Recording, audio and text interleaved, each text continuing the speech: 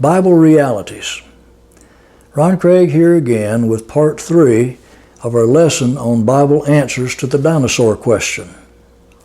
In the first part, we talked about several scriptures that prove beyond doubt that before Adam and Eve were created, there was some kind of social system on this earth which rebelled against God and perished, which we read about in Genesis 1 verse 2. That was when Lucifer rebelled. Many of the angels fell with him. Lucifer ruled over some kind of kingdom on this earth before Adam and Eve, and the whole system rebelled. God had to bring judgment on it, and that's what we read about in Genesis 1:2. Well, in the second part, we talked about several scriptures and showed them about how that spirit carryover from that original realm affects this realm, affects the world we live in today. Angels are spirits, and they do not go out of existence. Demons are spirits, unclean spirits. They do not go out of existence.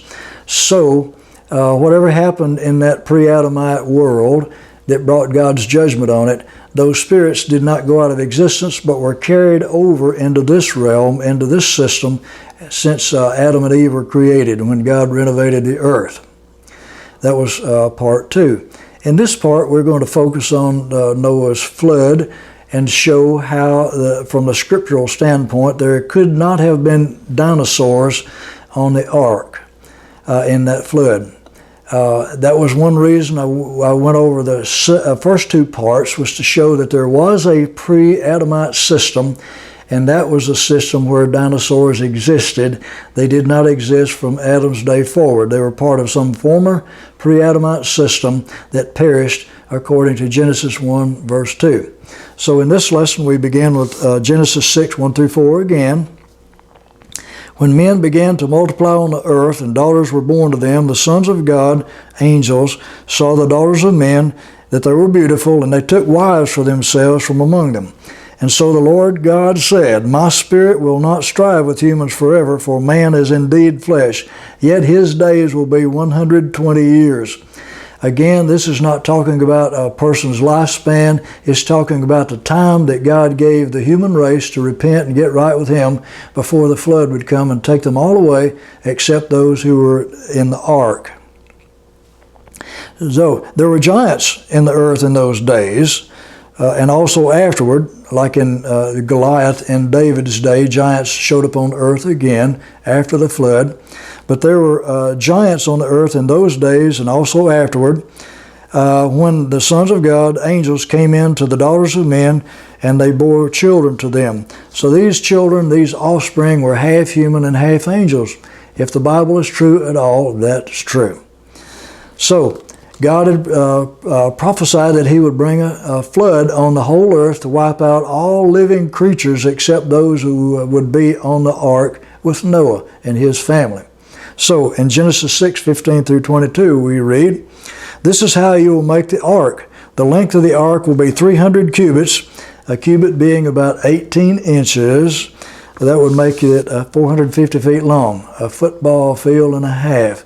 That's pretty long. And 50 cubits wide, which would be 75 feet, and 30 feet high, which would be 45 feet. And you set the door of the ark in its side. I myself am bringing floodwaters on the earth to destroy from under the heaven all flesh, in which is the breath of life. Everything that is on the earth, that is not inside the ark with you and yours, will die. But I will establish my covenant with you, and you will go into the ark, you, your sons, your wife, and your sons' wives with you. And of every living thing of all flesh you will bring 2 of every sort into the ark, to keep them alive with you. That's very important. That's a biggie. To keep them alive. The whole purpose of bringing all of them into the ark was to preserve the species, to preserve them so that not everything would die. And they will be male and female, birds and animals and creeping things after their kind, each one. They will come to you. So Noah did not have to go out and capture these animals and lure them in. He had to, they came to him. They just came to him. So this is a supernatural event. God caused the animals to come to Noah. Now also remember, if you read the context, in these scriptures, you'll find that God also said bring 7 pairs of certain animals, because after the flood they were going to offer them as sacrifices to God. They would die as sacrifices. So God wanted a greater number of those so that they would be preserved, but others who would not be sacrificed is just 1 pair. That's still a lot of animals to be on board the ark, and the food for them for 150 days, plus human beings and food for them. So my point is, there were no dinosaurs on the ark because the ark was not big enough. The ark, as big as it was not big enough to house for 150 days all the different dinosaur species and all the other animal species and the human beings, and food for them all for 150 days. All these of every kind will come to you to keep them alive. You'll take for yourself all food which is eaten, and you'll gather it to yourself. It will be food for you and for them, all the animals, not dinosaurs, because there was no room for the dinosaurs, plus other reasons. The ark was not big enough, as I've already said. Also, the biggie is, the purpose of bringing all those animals on the ark was to preserve them alive so that they would not become extinct. So, if dinosaurs did roam the planet in Noah's day, and God, knowing the end from the beginning, He knew what would happen in the future, and God knew they would soon afterward become extinct, what was the point in keeping and bringing them on board the ark? That would not make sense. So quite obviously, dinosaurs existed in some prior system before Adam. They did not exist in Noah's day. They did not exist from Adam's day forward. They were not part of this world system as we know today. They were not on the ark with Noah. Moreover, animal nature changed after the flood. Some of the animals became meat eaters after the flood. Man became a meat eater, because before the flood, God said you can only eat fruits and veggies. After the flood, God told Noah that he could eat meat. So men became meat eaters, and He said the animals will be afraid of you because they know that they can be killed and used for meat, for food, and so they'll run from you. So animal nature changed after the flood. Some of the dinosaurs that they've discovered bones of were obviously meat eaters. Therefore, meat eaters were not on board the ark. That all happened after the flood, not before or during the flood. So there were no meat eaters on the ark. And dinosaurs being meat eaters, many of them, then they were not on that ark. That's another proof of that. Genesis 9:2-3 says, after the flood, all animals would fear man because God allowed man to eat animals. Therefore, it is obvious that animals began to fear other animals because animals became meat eaters, some of them, and would hunt down other animals, which we see on movies, documentaries and television shows and so forth. Animals became meat eaters after the flood. They were not before, because Isaiah 11:7 says that in the new earth, the lion will eat straw just like the ox, which means this is a restoration time. God will restore humanity, and God will restore the animal kingdom to its original state, the way God set it up to start with. Therefore, obviously, animals used to eat grass, graze like cattle. I'm talking about lions and meat eaters used to eat grass like cattle, and they became meat eaters only after the flood. Because again, Isaiah 11:7 says that will all change. So their entire digestive system will have to be changed, reversed from what it was when after the flood they became meat eaters. Genesis 7:11-12 says, now in the 600th year of Noah's life, in the 2nd month, on the 17th day of the month, on that day all the fountains of the great deep were broken up.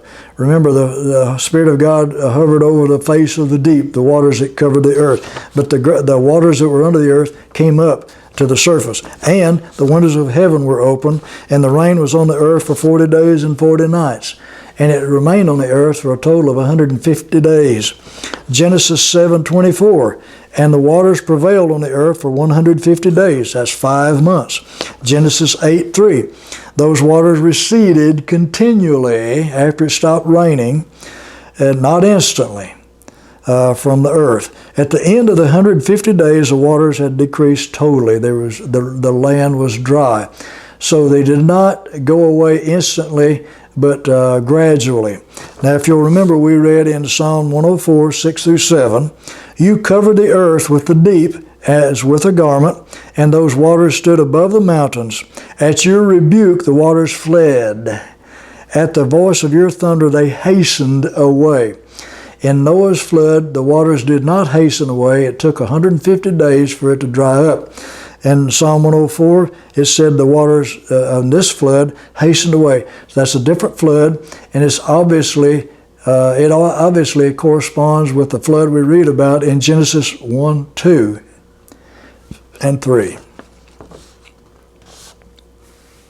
Now, I want to make this final point. The ark was basically a box. It's just made to float. It was not made to slice through water. Did not have a sharp bow, even though you see pictures of it made like that. That was not Noah's ark. That's somebody's imagination of it. Keeping the cargo safe was its only purpose. If you'll notice, you won't read about oars or sails or rudders. There is no oars, there is no sails, there is no rudder. It was not made to go somewhere. They didn't have to be guided somewhere. It just had to float to keep the cargo safe. It was just a floating box, a large floating box. So there were no dinosaurs on board, because dinosaurs, many of them were meat eaters, and no meat eaters on board. That happened after the flood, not during or before. And there was not room enough on the ark for all of that, plus food for them for 150 days. And therefore, the dinosaurs had to be from some previous pre-Adamite system on this earth, and they perished under God's judgment of that system. And that's what we find and read in Genesis 1:2. But in Genesis 1:3 and following, you find that God was renovating the earth, and that talks about how God restored things and then made man, which is a new creature. Wasn't man as we know him today, was not before Adam and Eve. That was some other kind of creatures in the previous existence, the pre-Adamite existence that existed before Adam and Eve were created. And that's kind of wraps up. There are other scriptures that probably tell more about it, but that kind of wraps up this lesson about the dinosaur questions, Bible answers to the dinosaur question, to show you that they did not come about during the creation of Adam and Eve, and from that point forward, they were part of some prior system before Adam and Eve were created. They perished in that judgment under that system, under the flood. And when we dig up those bones, that's what you're finding. Some prehistoric dinosaurs, animals, creatures of some other system that operated and existed before Adam and Eve came along. And that, my friend, is the way it really is.